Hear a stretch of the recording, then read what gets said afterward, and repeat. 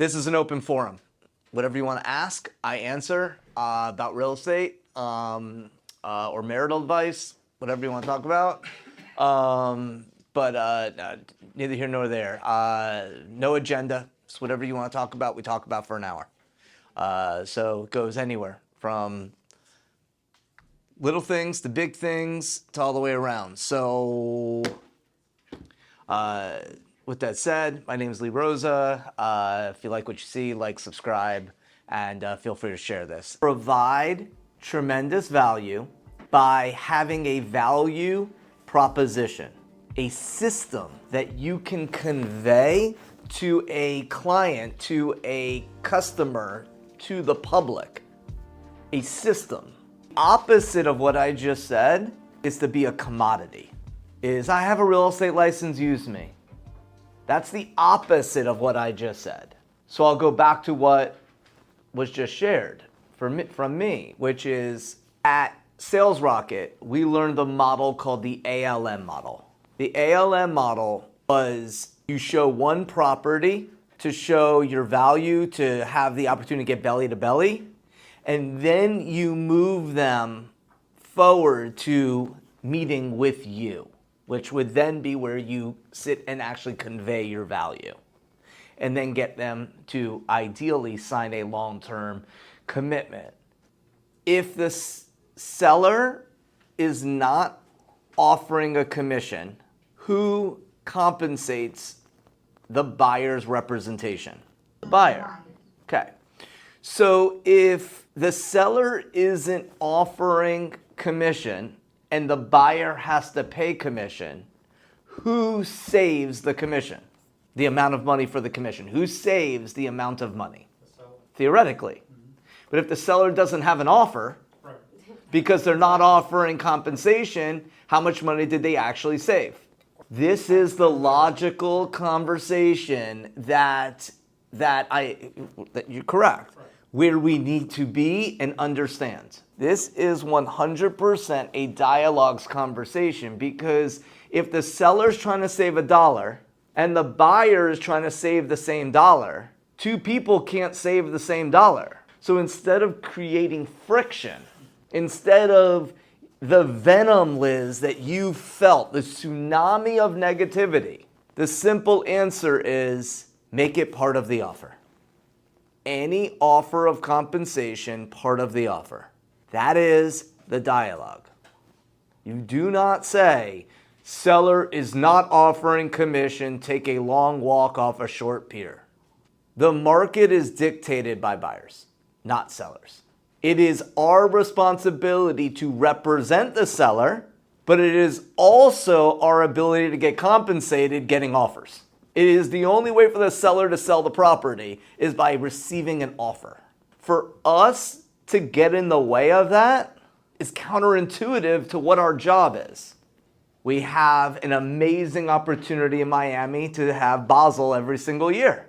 And if you haven't been to Basel, there is all types of arts. There is art that people make dots. There is art that people paint with their hands and their bodies. There is art with spray paint. And pricing property is an art, not a science. It is not 2 + 2 = 4. You can have 3 different appraisers appraise the same property at 3 different values. So Liz, which one is right? 1, 2, or 3? There's no answer. No. Just like when you look at art, I can love a piece of art, and you could be like, well, no way. I mean, somebody paid what, like hundreds of thousands of dollars for a banana taped to a piece of wall? Does this make sense, guys? Yes or yes? Cool. The language and the choice of what you deem is a North Star has opportunity for improvement. Reposition the property to meet the market's expectations. And usually, to do that is around 5 to 10%. Always shoot for 10, never take less than 5%. There is no such thing about giving a property away. The market will always respond. The market will always respond, because if 2, 3, 4, 5 different people are interested in a property, only one can purchase it. which now gives the seller, the owner, all of the leverage in dictating price and terms. Professionals, or let me say this differently.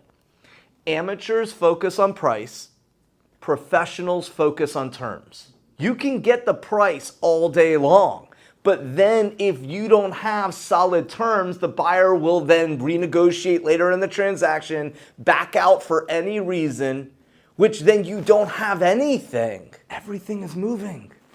Real estate is not a straight line. It is fluid. Yeah, exactly. And use your hands like that. It's fluid. It's moving. And we're the messengers of the market. It is my job to share the news. Think of this as if we are professionals in the medical field. Hey, my blood pressure was good today. Doc, why are you telling me it's not good? It was good yesterday. I was healthy yesterday. My blood pressure was great yesterday. Can you imagine telling the doctor, that's wrong? Does this make sense? And I'm kind of pointing this out from a logical standpoint, but you can't have this conversation until you play in the mud, until like you live in this world. Because Liz, what you shared makes logical sense.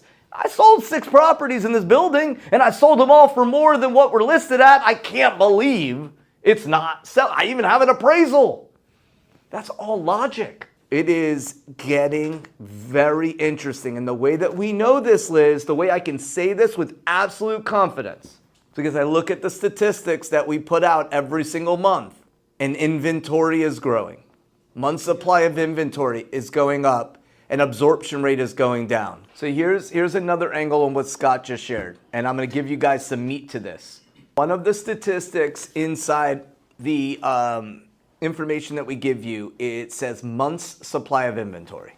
And many of the condo market is upwards of 12, 14, 17 months supply of inventory. That statistic, guys, says this. Let's just say it's 15 months. 15 months of inventory simply means that at the current pace at which properties are being absorbed, at the current pace that buyers are closing on property, it will take 15 months to sell what is currently on the market. Big if, no other homes come on the market.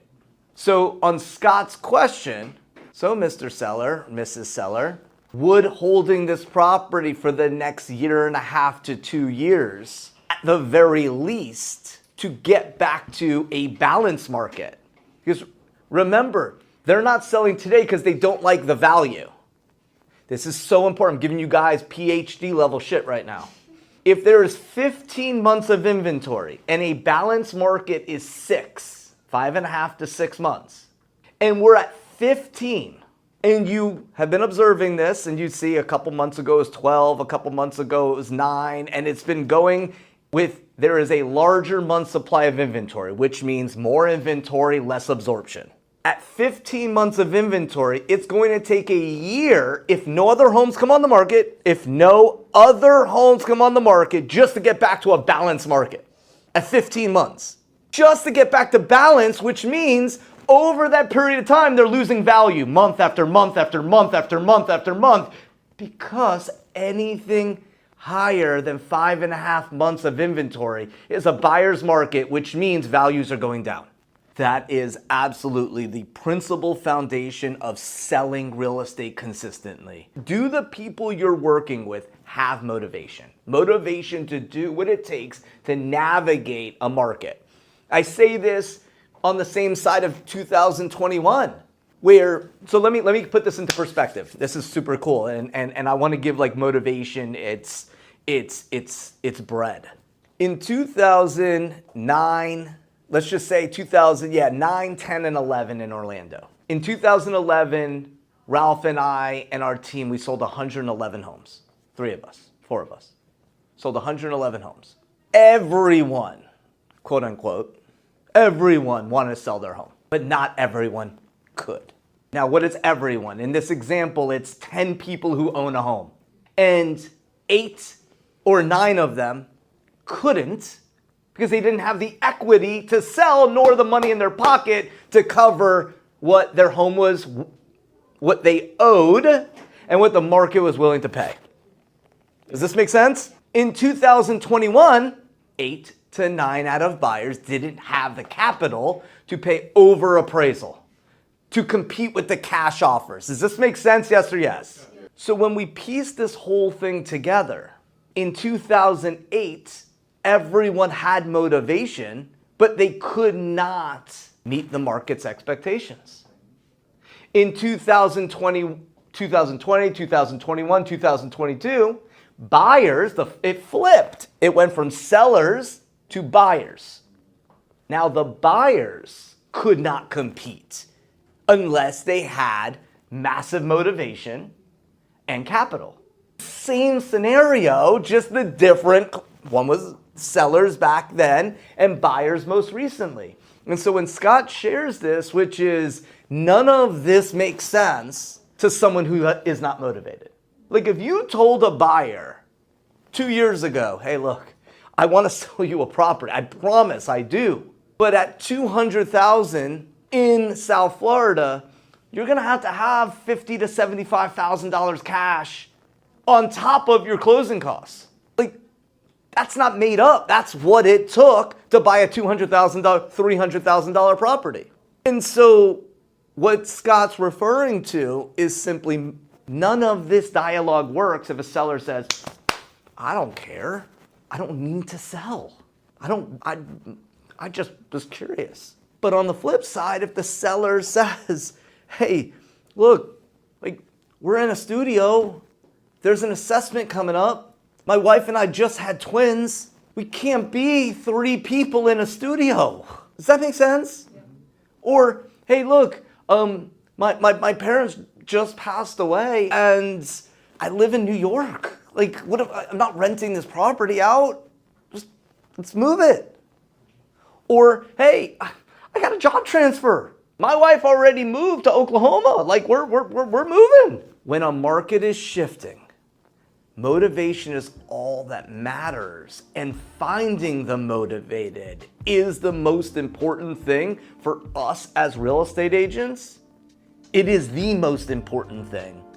Finding the motivated becomes our #1 job to run a successful business as transaction count shrinks, as navigating the market changes, as we discussed today, and the ability to hold conversations, logical conversations, with motivated buyers and sellers.